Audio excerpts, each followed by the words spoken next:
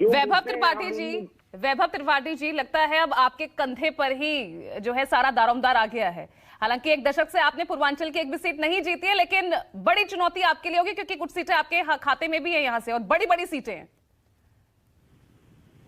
देखिए, जो इंडिया गठबंधन है वो जनभावनाओं का गठबंधन है, और इस गठबंधन की आवश्यकता क्यों पड़ी? वो इसलिए पड़ी कि 19 और 14 में जो परिणाम आए वो वोटों के बिखराव से बीजेपी सत्तासीन हो गई, और ये सरकार और इसके मंत्री, नेता और इसके समर्थक कहते हैं कहाँ है महंगाई, कहाँ है बेरोजगारी, और पूरी तानाशाही चलती है।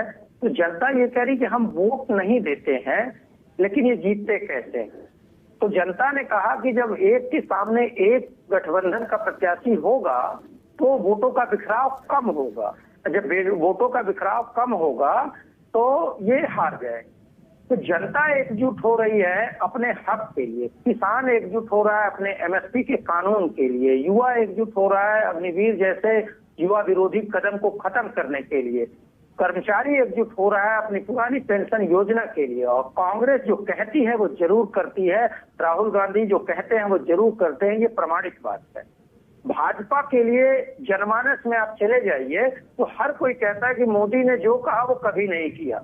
2 करोड़ रोजगार की बात, अगर 2 करोड़ रोजगार का वादा अगर मोदी जी ने निभाया होता तो आप समझिए कि 10 वर्षों में 20 करोड़ लोगों को रोजगार मिला होता, और लगभग 5 लोगों का एवरेज फैमिली साइज होता है।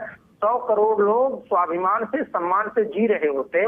मोदी जी को 5 करोड़ राशन देने, 5 किलो राशन की जरूरत नहीं होती। वैभव त्रिपाठी जी, वैभव जी, जब वो भाजपा जो ऑलरेडी जमीन पर अगर हम देखें तो ऑलरेडी वो यूपी में मजबूत स्थिति में है, जब वो पूर्वांचल की सीटों के लिए इतना जोड़ तोड़ कर सकती है, आपकी पार्टियों को तोड़ सकती है, आपके गठबंधन को तोड़कर आपके सहयोगी दलों, आपके विधायकों को अपनी तरफ बुला सकती है, तो आप समझ सकते हैं कि चुनौती तो बड़ी है ना।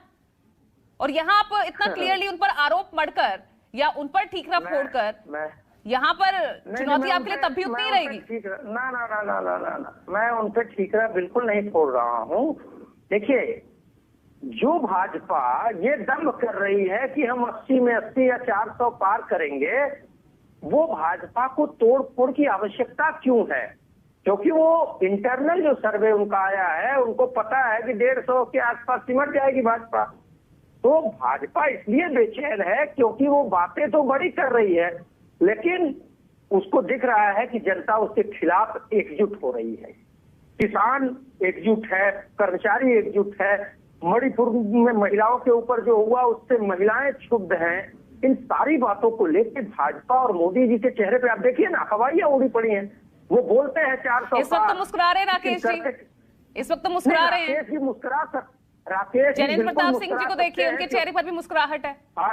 ऐसा है राकेश जी, इस वजह से मुस्कुरा रहे हैं कि बेचारे टीवी पे भाजपा का चेहरा है।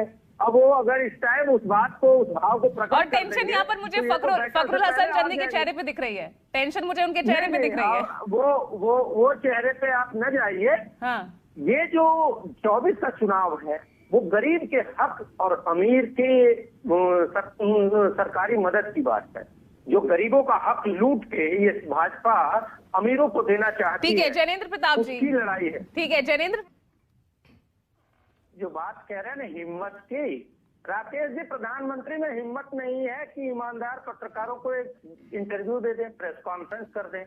जो इंटरव्यू देते हैं वो अक्षय कुमार को देते हैं कि आम काट के खाते हैं कि चूस के खाते हैं, जबकि प्रधानमंत्री अब तक के जितने भी हुए हैं, इनके भी सम्मानीय अटल बिहारी वाजपेयी जी, हर वर्ष एक प्रेस कॉन्फ्रेंस तो नियत होती थी, और जब भी विदेश यात्रा पर कोई प्रधानमंत्री जाते थे तो वापस आके प्रेस को ब्रीफ करते थे। तो मोदी जी इसलिए हिम्मत नहीं जुटा पाते हैं क्योंकि कहीं कोई ईमानदार, मोदी मीडिया के अलावा कोई ईमानदार पत्रकार उसमें ये पूछ बैठा कि साहब 2 करोड़ रोजगार दिया क्या, साहब किसानों की आय दोगुनी हुई क्या, साहब नारियों पर अत्याचार के लिए मणिपुर में आप क्या कर रहे हैं। तो हिम्मत की बात तो आप ना ही करिए। बात करते हैं सुभाषपा और आरएलडी के लोगों की। सुभाषपा के भाई ऐसा है, ओपी राजभर जी, मैं किसी के प्रति असम्मान नहीं रखता, राजनीतिक बात है, लेकिन उन्होंने कहा था कि योगी और मोदी को अगर भीख ना मंगा दिया तो ओम प्रकाश राजभर नाम नहीं, तो शायद भीख मंगाने ही गए हैं। आरएलडी के साथी जो कह रहे थे कि किसानों और सरकार के बीच मध्यस्थता करेंगे। तब मंत्री पद लेके दलाली करने का एजेंट बन गए हैं क्या? सवाल बड़ा है। आज अगर चौधरी साहब होते तो इस पार्टी को तिलांजलि दे देते, क्योंकि एक तरफ जहां प्रधानमंत्री 2 साल पहले एमएसपी की गारंटी देने का वादा करते हैं और आज तक नहीं दिया, उसके साथ आप मिल जाते हैं और मंत्री पद लेने के लिए आप कहते हैं कि हम किसानों की हर बात को नजरअंदाज कर देंगे। ठीक है जयेंद्र जी, टेनी ने आर्यनिल जी, पहले जयेंद्र जी उसके बेटे ने, तो इनको तुरंत इस्तीफा की मांग करनी थी। वैभव त्रिपाठी 10 सेकंड। देखिए भाई जो कह रहे थे ना, बेपहिया हो गई है गाड़ी।